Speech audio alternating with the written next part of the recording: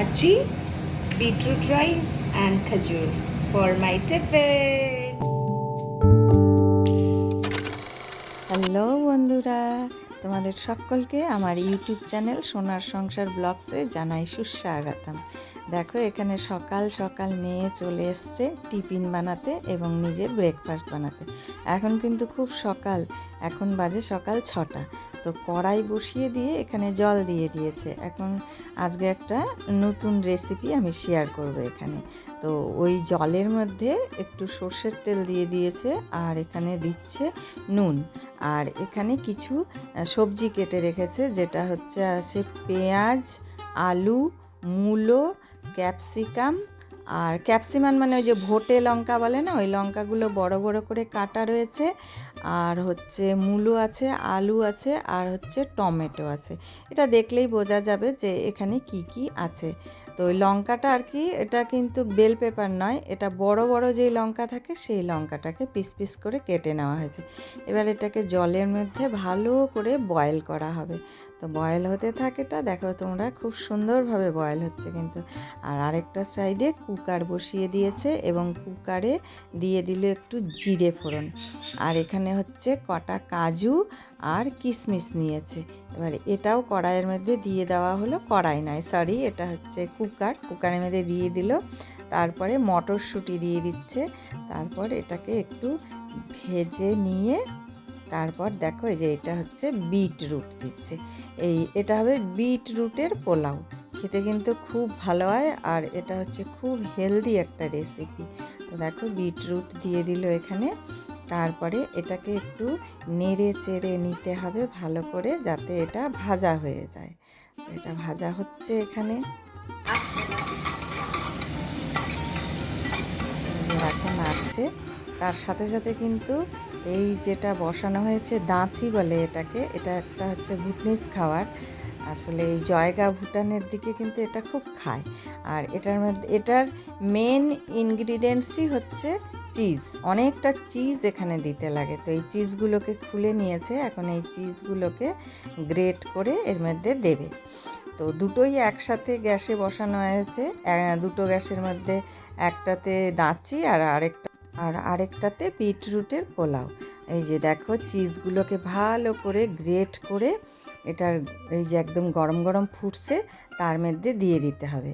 এবার ভালো করে এটাকে উতলাতে হবে এবং নেড়ে চেড়ে নিতে হবে। একটু জলটাকে আরও অনেকটা শুকাতে হবে। তো সব ওই চিজগুলোকে এখানে মিলিয়ে দেওয়া হচ্ছে নেড়ে চেড়ে। এই দেখো এখানে বিটরুট, মটরশুঁটি এগুলো সব ভাজা ভাজা হয়ে গেছে। তারপর এখন এখানে যেই চালটা ধুয়ে রেখেছিল সেই চালটা প্রেসার কুকারে দিয়ে দিল। এবার এটাকে ভালো করে নাড়তে হবে। আর এখানে এটা বাসমতি চাল দেওয়া হয়েছিল, তোমরা যে কোনো চালই এখানে ইউজ করতে পারো। এটা কিন্তু খুবই সুস্বাদু হয় এবং হেলদি একটা রেসিপি। এটা কিন্তু তোমাদের বাচ্চাদেরকে স্কুলে টিফিনে দিতে পারো অথবা তোমাদের হাজব্যান্ডের অফিসেও এটা দিতে পারো।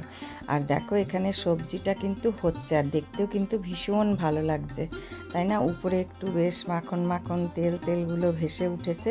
এটা আরও ফুটবে, এটা একটু আর কি এই রসটা শুকোতে হবে।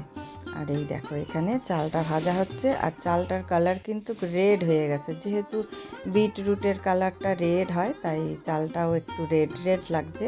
আর ভাতটা তৈরি হলেও একটু রেড লাগবে। এইবার দেখো এই দাঁচির উপরে দিয়ে দিল কতগুলো ধনে পাতা। মোটামুটি হয়ে এসেছে এটা। এবার আর একটুখানি ফুটলে পরেই এটাকে নামিয়ে দেওয়া হবে। এবার এটা ভাজা হচ্ছে। এখন এর মধ্যে দিয়ে দেওয়া হচ্ছে যে গরম জল দিয়ে এটাকে কুকারটা ঢেকে দিয়ে বাস দুটো সিটি দিলেই কিন্তু এটা কমপ্লিট হয়ে যাবে।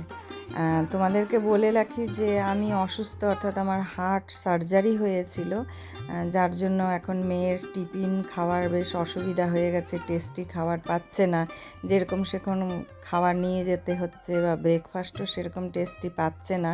যার জন্য আজকে ও ঠিক করেছে নিজেই সকালে উঠে নিজের টিফিন বানাবে এবং ব্রেকফাস্ট তৈরি করবে, হেলদি একটা খাবার খেয়ে যাবে। তো ও বানাচ্ছে আর সাথে একটু ভিডিও করে নিয়েছে, সেটাই আমি তোমাদের সাথে শেয়ার করছি।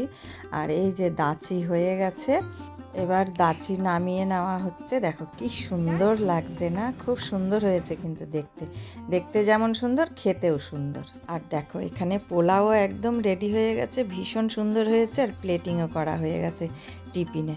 দেখো Dachi, beetroot rice and khajur for my tiffin. এই সুন্দর হেলদি ব্রেকফাস্ট অ্যান্ড টিফিনটি যদি তোমাদের ভালো লেগে থাকে তাহলে অবশ্যই লাইক, শেয়ার, কমেন্টস করে দিও এবং চ্যানেলটিকে সাবস্ক্রাইব করে পাশে থেকো। আসবো আবার নতুন কিছু ভিডিও নিয়ে নতুনভাবে। আজ তাহলে টাটা, বাই বাই।